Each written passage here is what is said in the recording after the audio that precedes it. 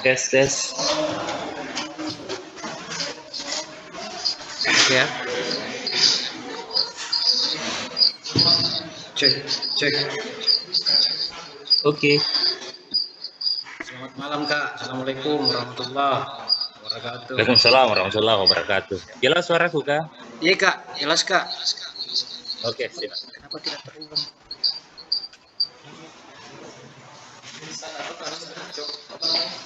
Oh ya, coba sambung dulu.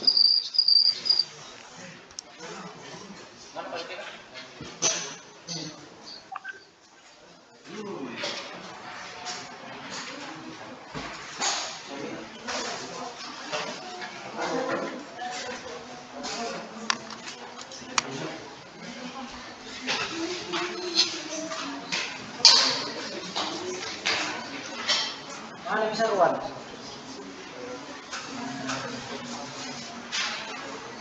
Zoom.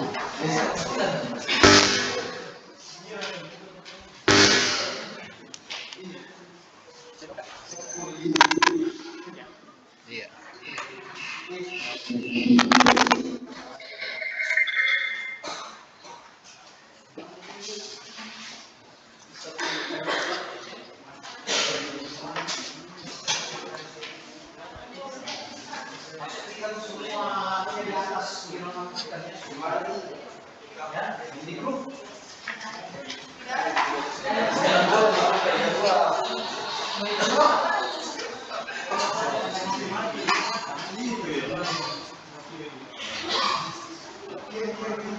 Boleh juga karena sudah kelihatan semua di atas. Masih di kuda.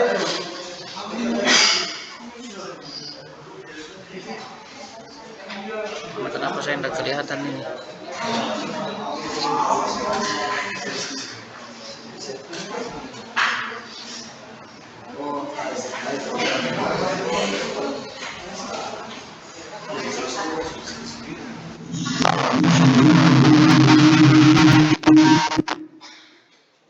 Bisa dikasih ke depan dulu ini kameranya.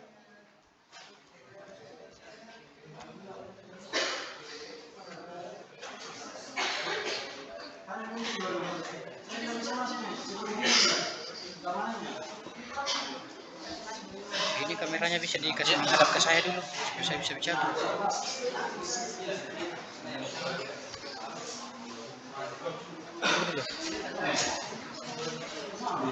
Sini, sini. Duduk situ. Baik, bismillahirrahmanirrahim. Assalamualaikum warahmatullahi wabarakatuh. Waalaikumsalam warahmatullahi wabarakatuh. Alhamdulillah wa syukurillah la haula wala quwata illa billah. Rabbi shrahli sadri wa yassirli amri wahlul 'uqdatan min lisani yafqahul qauli. Amma ba'd. Pertama-tama puji syukur kehadirat Allah Subhanahu wa taala atas berkat rahmat hidayah dan hinayahnya sehingga kita semua masih diberikan kekuatan, kesehatan dan kesempatan untuk mengikuti proses intermediate training ini. Meskipun itu di malam hari ini dengan tema kearifan tradisional menghalau gelombang globalisasi dan neoliberalisme yang dibawakan langsung oleh Kakanda kita Andi Rahmat Munawar. Terima kasih Kakanda atas kesediaannya dan kesabarannya menunggu. Kami pertama-tama menyampaikan permohonan maaf atas ini kurang lebih 30 menit telatnya Kak. Santai. Sebuah kehormatan dan rasa syukur yang tak terhingga kami ucapkan atas kesediaan Kakanda di dalam menemani adik-adik peserta intermediate training HMI Cabang Jeneponto pada malam hari ini Kakanda. Tema ini menurut saya cukup menarik Kakanda untuk kita urai dan diskusikan bersama.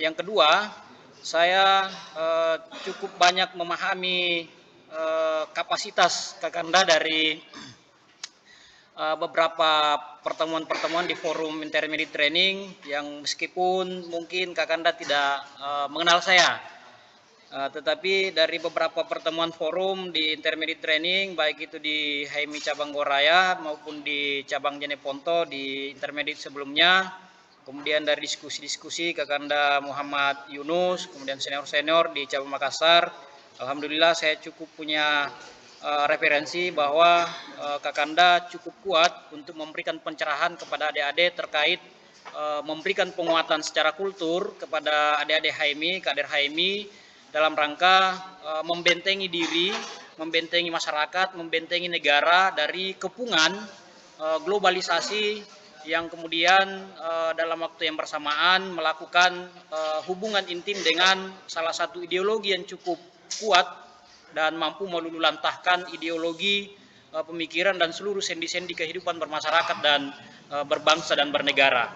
Karena itu rasa syukur saya kepada Tuhan Yang Maha Kuasa atas kesempatan yang diberikan kepada Kakanda. Sebenarnya kami sangat berharap Kakanda Rahmat Munawar dapat hadir langsung di tengah-tengah adik-adik peserta intermediate training untuk berinteraksi langsung dan memberikan pencerahan-pencerahan terkait penguatan kultur untuk dapat menghalau gelombang globalisasi dan neoliberalisme. Mengingat hari ini Kakanda kita bisa lihat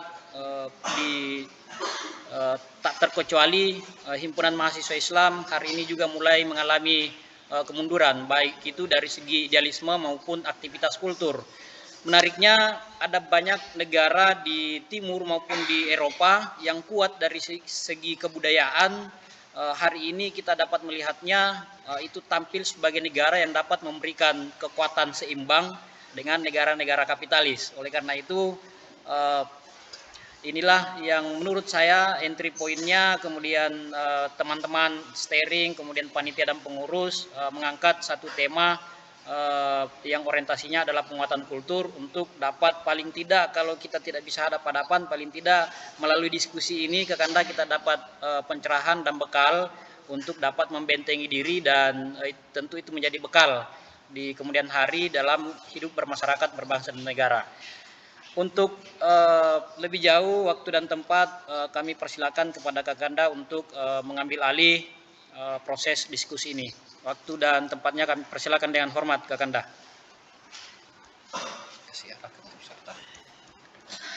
Baik. Auzubillahi minasyaitonirrajim. Bismillahirrahmanirrahim. Assalamualaikum warahmatullahi wabarakatuh.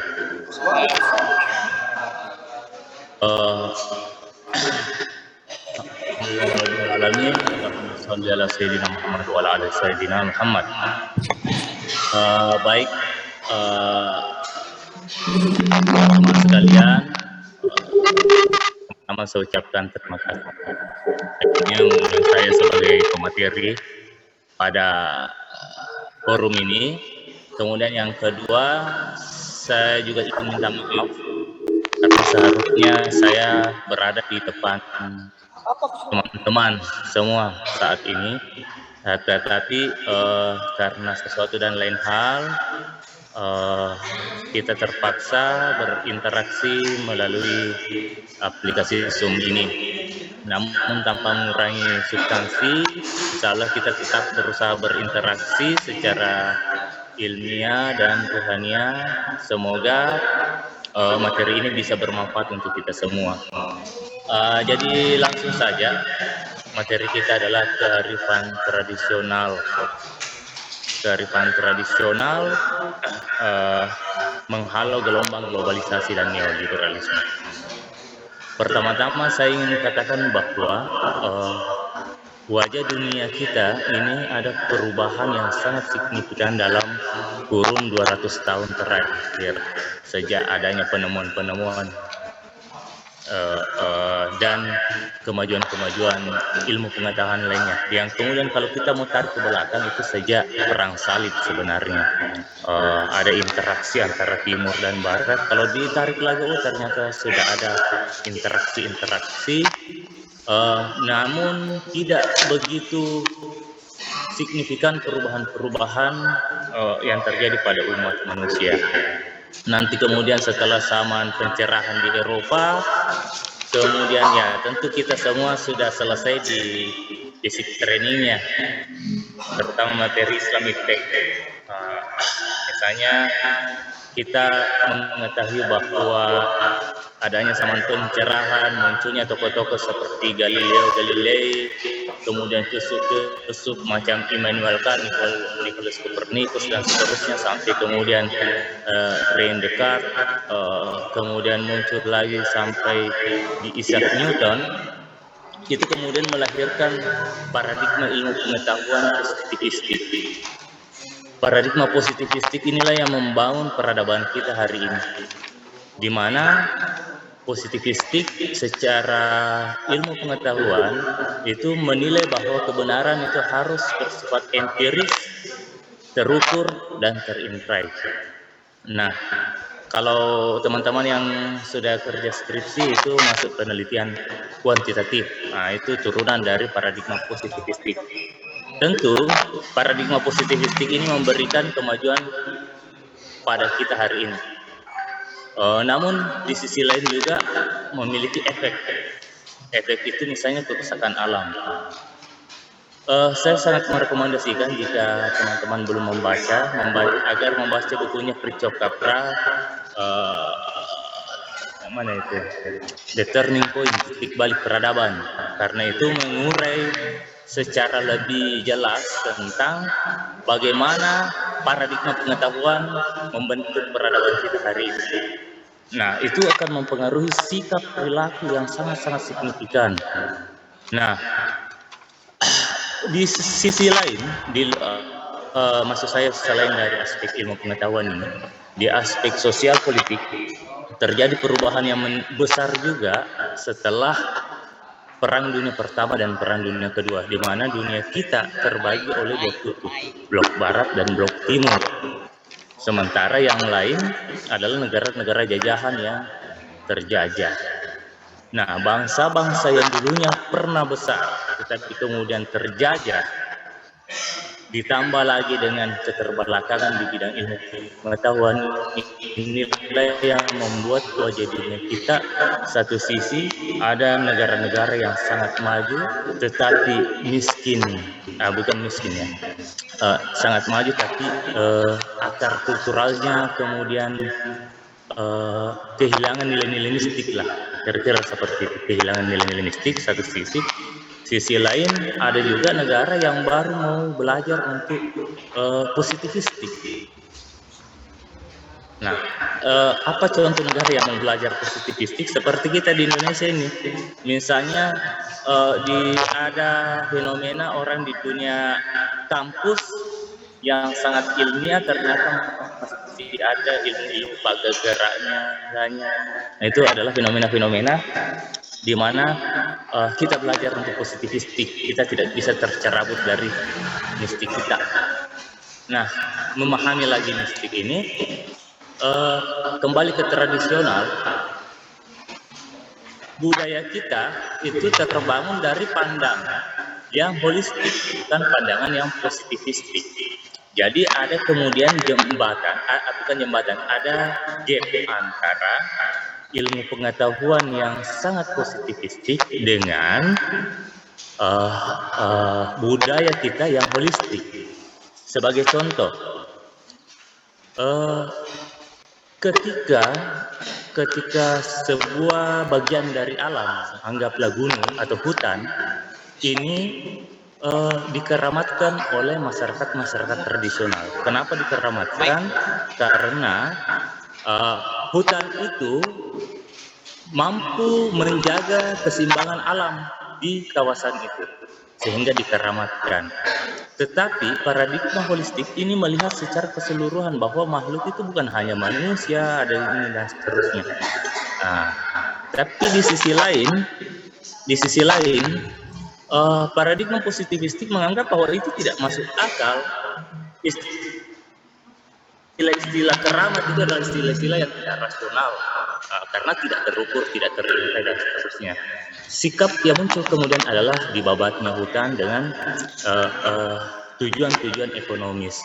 Inilah yang membuat kita manusia serakah, apalagi memang diajarkan di sekolah bahwa hakikat manusia itu adalah manusia serakah, bukan manusia yang bijak, tapi manusia serakah. apalagi Thomas Hobbes itu meracuni pikiran kita bahwa manusia adalah serigala, bukan manusia, serigala yang saling memangsa, maka kita dalam melihat alam ini adalah kita mau menguasai, bukan mau bersahabat.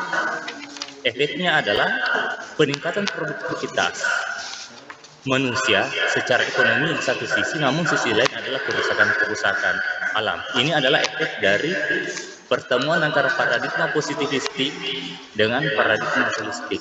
Nah, tentu kedua paradigma ini punya kelebihan dan kekurangan masing-masing yang tanggung jawab kita untuk mempertemukan. Nah, jadi saya ingin mempersingkat saja pengantarnya. Nah, jadi entry point yang ingin saya sampaikan pada kesempatan ini adalah paradigma positivistik yang membangun modernitas kita hari ini, di mana segala sesuatu dianggap benar ketika terintegrasi, terukur dan seterusnya, yang kemudian kita sebagai produk dari sistem pendidikan yang menganut paradigma positivistik melihat budaya kita sebagai sesuatu yang tidak benar, irasional, dan kitalah yang menjadi agen-agen penolak dari kebudayaan kita sendiri. Kita mau mencoba untuk menjadi orang modern, mencoba menjadi orang modern dengan meninggalkan budaya kita. Akan tetapi, efek dari itu adalah tercerabutnya akar dan identitas kita. Dari situ kemudian muncul mental inferior. Jadi ketika kita berhadapan dengan barat, kita selalu merasa risih, merasa terkebelakang, merasa rendah, dan seterusnya. Ketemu bule saja mau selfie. Itu ciri-ciri orang yang mentalnya inferior. Emangnya kalau orang bule itu pasti keren, sampai harus dipirang itu rambut, tidak bangga sebagai orang Indonesia yang hitam rambutnya. Nah, kira-kira seperti itu. Jadi muncul mental-mental inferior yang apapun kehebatan kita itu tidak akan bisa muncul ketika mental kita bermasalah. Nah, disinilah pentingnya kebudayaan untuk membangun kepercayaan diri anak bangsa sebagai modal sosial dalam pembangunan sekaligus identitas anak bangsa. Nah, bagaimana membangun identitas itu, membangun karakter itu? Tentu yang pertama kita harus lakukan adalah inventarisasi kebudayaan kita. Yang mana sih yang menjadi nilai-nilai kebudayaan kita? Setelah diinventarisasi, satu, inventarisasi. Kemudian dua, itu diinterpretasi. Jadi misalnya budaya kita ada namanya budaya Siri, oke, apalagi Paca atau Pesea, oke, apalagi Sipakata, oke, apalagi, dan seterusnya. Setelah itu nilai-nilai itu diinterpretasi, apa sih nilai Siri itu? Apa sih nilai? Kemudian dikontekstualisasikan relevan enggak dengan zaman sekarang. Nah, jadi yang ketiga kontekstualisasi. Jadi pertama inventarisasi nilai-nilai budaya, kemudian kedua interpretasi, ketiga kontekstualisasi, terakhir baru implementasi. Nah, bagaimana cara implementasinya? Yang keempat adalah melalui sistem pendidikan formal maupun non formal, mendorong melalui kurikulum muatan lokal maupun sistem yang dibangun di secara non formal, yaitu pergaulan masyarakat. Nah, kira-kira itu dulu untuk sementara sebagai prawacana. Saya berharap lebih banyak diskusi daripada searah saya menjelaskan. Kita bisa nanti mempertajam di persoalan paradigma positivistik dan paradigma holistik. Bagaimana para orang-orang tua kita membangun kebudayaan kita sampai ada namanya macera, ada namanya upacara-upacara adat, dan apa relevansinya di zaman sekarang, dan bagaimana kita melihat kemajuan zaman ini agar satu sisi kita tidak ketinggalan kemajuan, namun di sisi lain kita tidak kehilangan akar kebudayaan. Saya kira demikian sebagai prawacana. Selanjutnya saya serahkan kepada moderator. Siap. Terima kasih. Itu tadi pengantar dari Kakanda kita, narasumber kita di Rahmat Nawar, menurut saya singkat, padat, dan cukup menarik untuk kita diskusikan, bahwa ternyata selama ini peradaban kita terkhusus di Indonesia itu ternyata banyak dibangun dengan menggunakan paradigma positivistik. Saya ingat membaca Agus Tekom, ya, dengan tiga ini sekedar mengingatkan kepada adik-adik bahwa Agus Tekom itu membagi 3 tahapan perkembangan masyarakat. Di tahap pertama adalah tahap teologis, kemudian yang kedua adalah metafisika, dan yang ketiga adalah positivistik. Nah, di diskusi kita biasanya kita menginterpretasi pemikiran Agus Tekom di tahap positivistik ini, bahkan Tuhan saja itu kita sudah bisa membunuh, bahwa segala sesuatunya itu dilakukan oleh manusia itu sendiri, bahwa apa yang terjadi oleh kehidupan manusia, masyarakat, bangsa dan negara itu sangat istilahnya antroposentris, kembali kepada manusia, alam, bahkan Tuhan sendiri itu istilahnya Tuhan telah pensiun, bahwa segala sesuatu itu kembali kepada manusia. Nah, ini bertahun-tahun mencokoki pemikiran kita, paradigma kita, sehingga eksplorasinya tadi Kakanda itu konsekuensinya adalah manusia itu banyak mengalami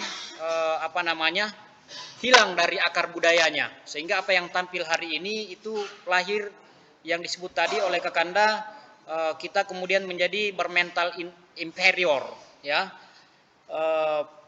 Dan ini sebagai sebuah sebagai sebuah penolakan, seperti bahasanya tadi Kakanda narasumber, penolakan kita terhadap kebudayaan kita sendiri. Kenapa? Karena efek dari kejayaan paradigma positivistik ini kemudian melahirkan apa yang kita sebut dan disampaikan juga tadi oleh Kakanda, yaitu fase modernisme. Nah, ini sebagai sebuah pengantar untuk adik-adik semua. Bagi adik-adik yang ingin bertanya, langsung saja di handphonenya, kemudian diaktifkan mic-nya, kemudian langsung mengajukan pertanyaan. Saya persilakan untuk sesi tanya jawab pertama cukup 3 pertanyaan.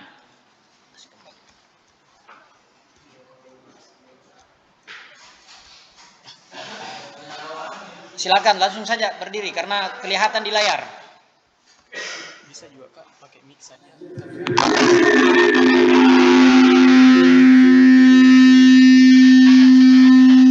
Mic-nya. Langsung bertanya saja karena kelihatan dan kedengaran di layar. Kedengaran. Iya, saya Kak langsung bertanya pakai mic karena kan kedengaran kekuatan pakai mic. Coba berdiri bertanya.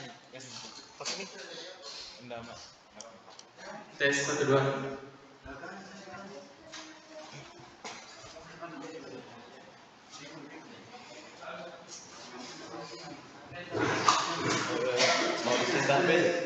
Sebutkan nama dan asal cabang. Assalamualaikum warahmatullahi wabarakatuh. Assalamualaikum warahmatullahi wabarakatuh. Perkenalkan, nama saya Alif Riyadi, asal cabang Riyadi. Jati. Alif Riyadi. Untuk mempertanyakan persoalan budaya. Kemungkinan budaya kita itu akan hilang saat era globalisasi. Jadi pertanyaan saya itu, bagaimana untuk mempertahankan budaya kita di tradisional dengan di daerah globalisasi. Sekian dari saya. Assalamualaikum warahmatullahi wabarakatuh. Assalamualaikum warahmatullahi wabarakatuh. Syada, silakan yang ingin bertanya.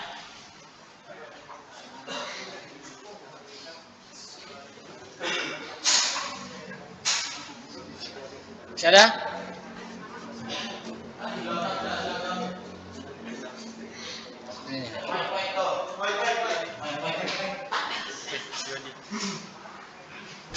Terlalu kecil kayaknya suaranya.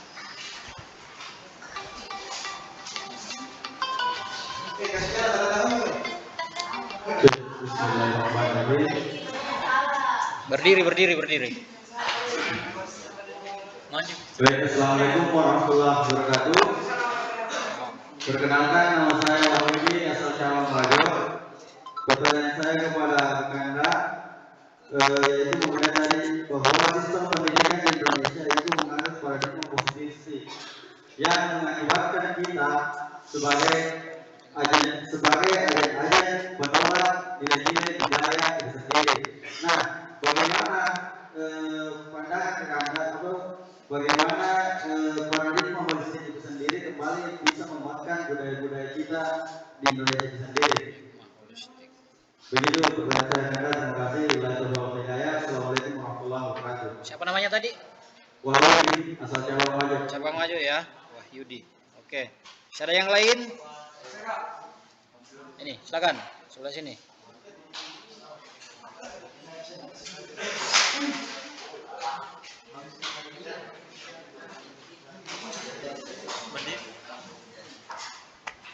Di tengah. Ya. Silakan. Enggak, di tengah saja, di tengah. Kelihatan di layar. Oke, silakan. Ya, selamat malam kawan-kawan. Mungkin langsung saja pertanyaan dari saya. Kita tahu bahwa Indonesia ini menganut sistem hukum positivistik. Nah, dan kurasa dengan anutnya sistem hukum seperti ini menjadi salah satu senjata pemerintah untuk melunturkan kebiasaan-kebiasaan atau kebudayaan yang selama ini kita percayai di masyarakat, contohnya masyarakat Arab. Salah satu contoh yang kemarin menjadi isu yang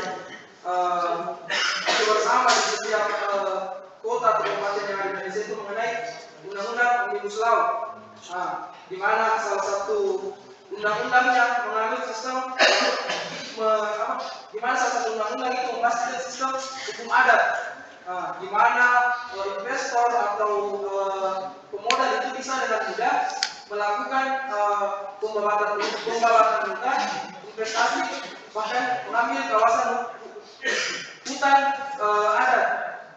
Nah, melihat metode-metode gerakan atau perlawanan yang sering dilakukan oleh teman-teman, baik itu teman-teman aktivis maupun teman-teman yang tinggal langsung dalam hutan. Kalau kita nonton kemarin filmnya dan dilakukan itu di IPAN, di situ jelas bagaimana masyarakat adat itu ingin mempertahankan kawasan hutan adatnya dengan cara memang membuat posko dan menduduki hutan adatnya. Nah, tapi lagi-lagi bahwa pemerintah memiliki otoritas penuh dalam proses penegakan hukum. Artinya, pemerintahnya sangat mudah untuk melakukan kriminalisasi kita dalam semua bentuk gerakan perlawanan yang kita lakukan. Nah, pertanyaan saya, metode gerakan perlawanan apa yang akan ditawarkan untuk membela atau mempertahankan hak-hak orang adat? Itu pertanyaan saya. Nama dari asal cabang. Asal cabang Luar Raya. Nama. Nama Andi Reski Satria. Andi Reski. Selamat malam. Satu lagi, silakan.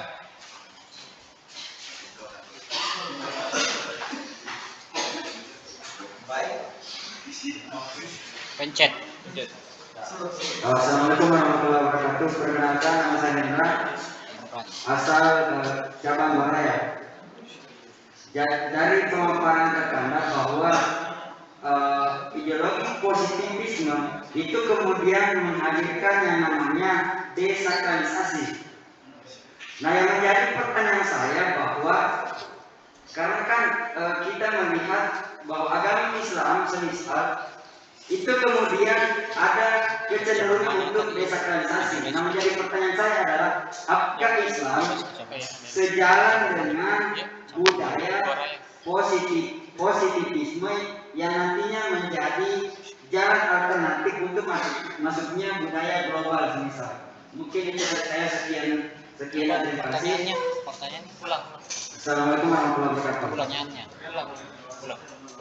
Nah, perkenalkan saya Hendra. Pertanyaannya. Jadi pertanyaan saya adalah apakah Islam dengan metode desakralisasinya itu kemudian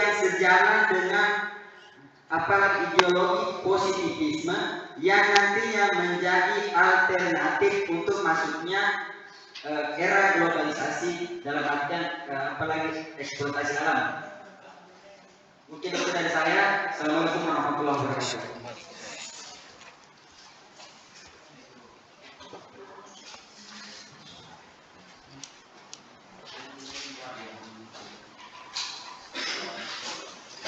Baik, itulah tadi ada 4 penanya. Kakanda mohon izin. Penanya pertama Alif Riyadi dari cabang Jeneponto.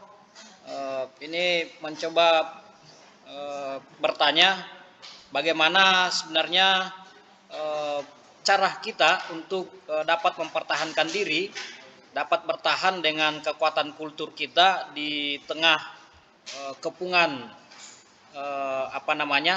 globalisasi dan neoliberalisme ini, Kakanda. Kemudian yang kedua dari Wahyudi dari cabang Wajo, kaitan antara paradigma holistik dengan kebudayaan. Berikutnya Andi Reski dari cabang Goaraya, hukum positivistik. Nah, ini juga bagian dari